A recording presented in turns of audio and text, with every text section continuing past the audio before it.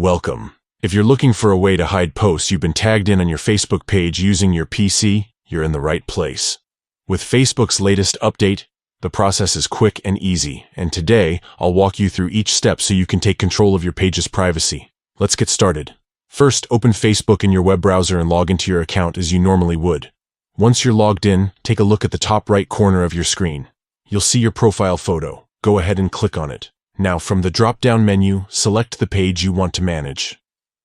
Once you're on your page, click on your page's profile photo. This will take you directly to your page's main profile area.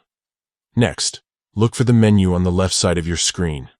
Scroll down and find the option labeled Settings and Privacy.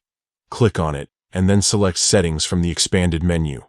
Inside the Settings menu, look for the section called Page and Tagging. Click on this option to open up more settings related to how your page interacts with tags. Here's the important part. Find the setting that says who can see posts that you're tagged in on your page.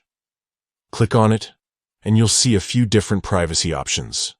To make sure only you can see posts you're tagged in, select Only Me.